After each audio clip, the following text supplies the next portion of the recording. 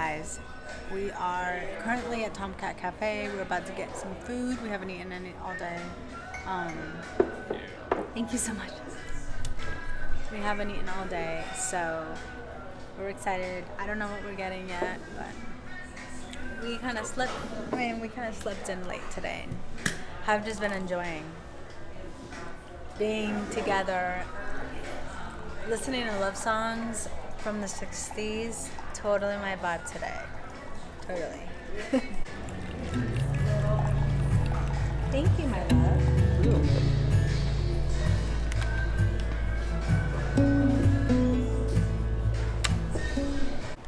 Hey guys, we are currently having some cold brew with this gorgeous man. Just had some waffles. We haven't had them in a while. I think probably like a week. So we were kind of craving them. We want to get out of the house. There's a lot of work being done at the house right now. So there's a lot of noise. There's a lot of dust. And we were like, all right, let's go. So now we are just having some coffee and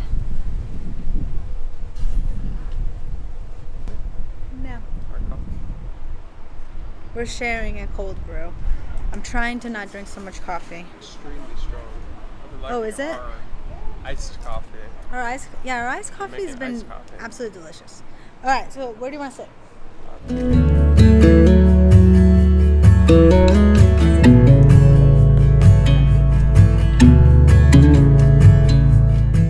What's the difference between observing and narrating?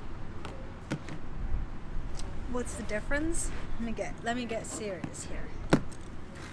What's the difference between narrating and observing? The difference between narrating and observing is that in one you're actively creating, while in the other you're just watching, like a movie. So in one of them, I feel you are the writer and you already know what the next thing is because you've created it, while when you're the observer, you're just watching it like a movie. You're just enjoying it. You're just living it. You're not necessarily creating it. I mean, I think both are experiences. But the other day, I had this dream where I was being asked to shift into a narrator mindset. Let's put it that way. It's the easiest way I can put it. But lately,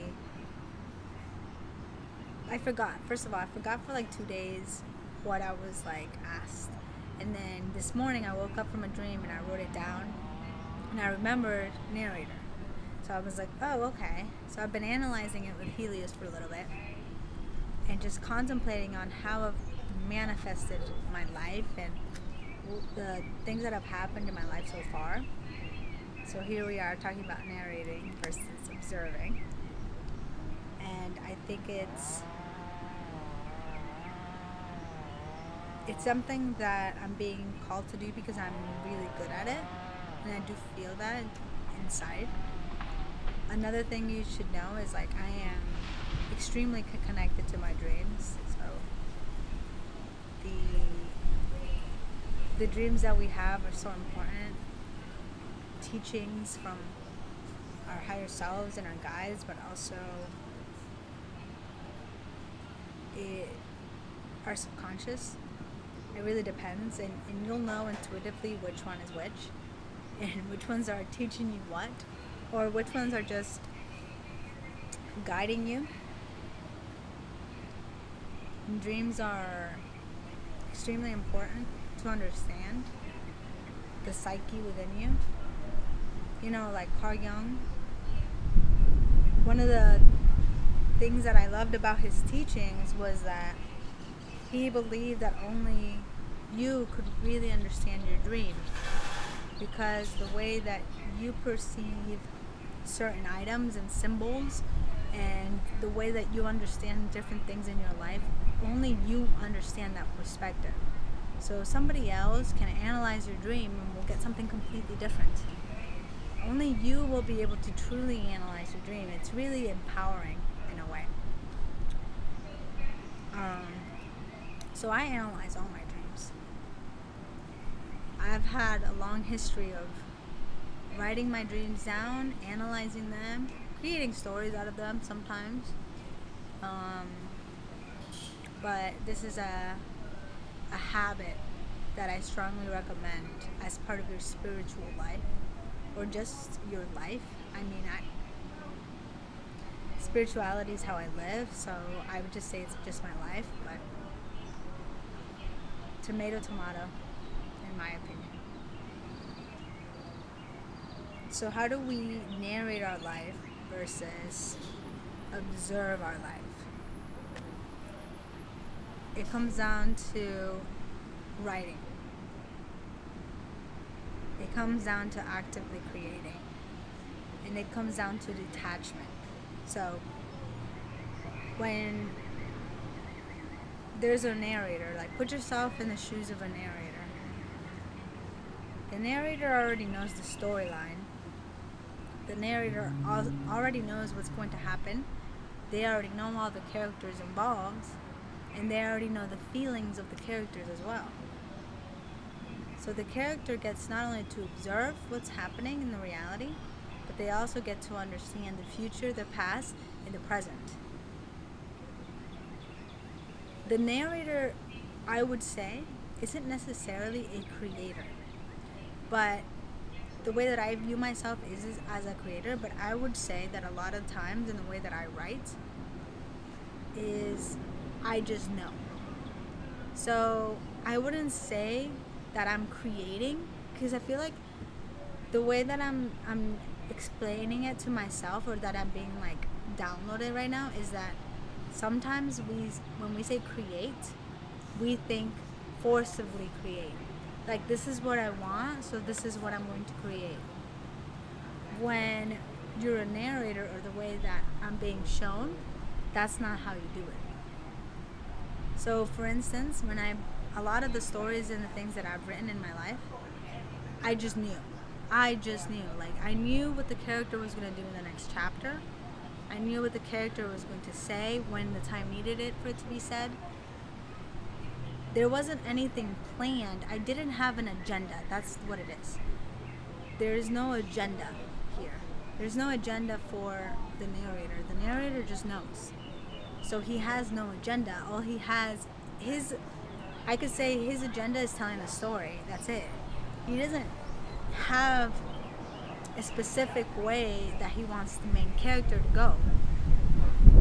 So when you're putting yourself in the narrator's mindset of your life, you need to understand that you will know.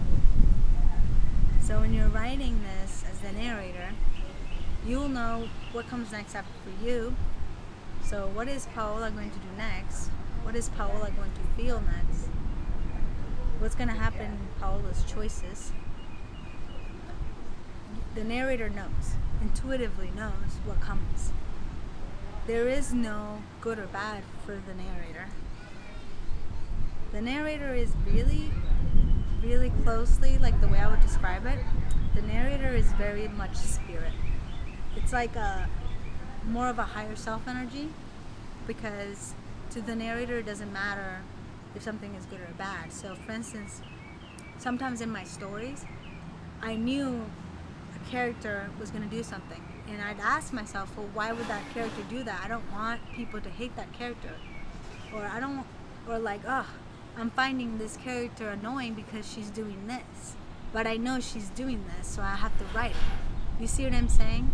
It's kind of weird to explain, but it's like the characters have a mind of their own, and the narrator has no control over that. It's like their own free will. The narrator just tells you what's going on in the story. And that's the best part. That's the best way that I can explain it to myself right now, because I intuitively understand it. And I hope this makes sense. When you observe a story, You're just watching it play out. You're not the narrator. You're not the characters. It's like you're watching a film that you didn't put energy into to create it. Like you weren't a part of the active creation of it. You weren't playing out your free will in it. You weren't knowing the past, the present, the future, and where these characters were gonna go eventually. But you observe it, and from that you gain experience. And that's what I would say is the difference between an observer and a narrator. So would you say the ego is the past, the observer is the present, and the narrator is the future? The ego is the past. The observer is the future. Is the present? Is the present, sorry, and the narrator is the future.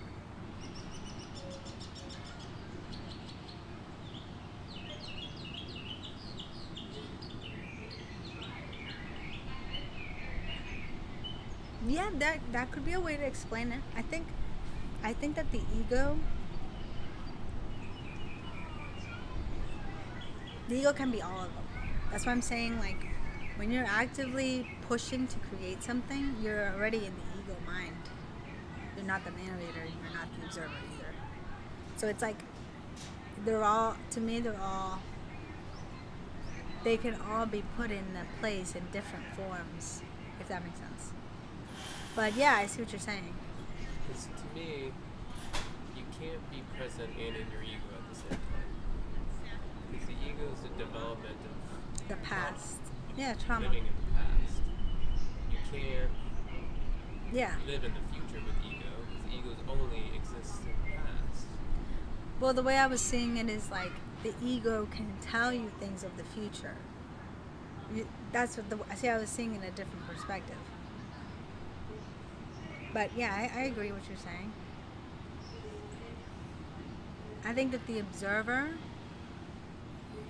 when you observe something and you're kind of also in the flow of the energy of it, but you're not connected to it enough to almost be manipulated by it. So like I actively believe that there's beings that just observe, they observe our life, they learn through observation, and that's a step. And I think that narrating is different. I also believe narrating is magic. It's just a form of it. It's just it's a spell. Words are magic. Everything you say is magical. That dragonfly was so close to you.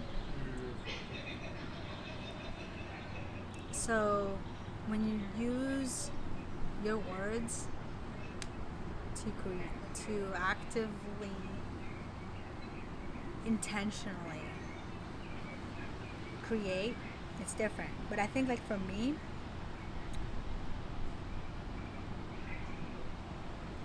the biggest lesson for me is detachment. Because when you detach from yourself, that's when you become the narrator. You can't, you know what I mean? You can't continue to be yourself and be the narrator at the same time, because what's going to happen is that the self is going to want things that the narrator is, like, you see what I'm saying? It just can't happen. It makes no sense. In order to be the narrator, you need to detach from the self, because the self is going to try to manipulate the storyline. When the way that I see it is the narrator already knows what's coming. That's just the way I've always written. That's just the way that I've intuitively written for many years. I just know. Sometimes I have an idea. Overall idea of the story. but I don't know what the characters are going to do next, if that makes sense, until I'm writing it. And then I know, oh, the character just did this. And I'll even find myself annoyed that the character did that, because I'm like, well, I don't want the character to do that. But the character is doing that. That's what the character is doing. I can't do anything about it. I'm just the narrator. That's the detachment, I think, that happens, where whatever the character does is whatever the character does. But if you maintain your mindset of narrator, you continue to narrate. No matter what the character does, you continue the storyline. But what's helpful about it is that you already know what the character, intuitively you will know what the character is going to do, which then, it's almost like a what's the word for it? Like, it all kind of like, what's that word that means like, Paradox. it's like a paradox in itself, because everything, like, it's like contradicting itself but also not at the same time. It's like overlapping and going inward on itself, but it's the same thing. It's hard to explain, man.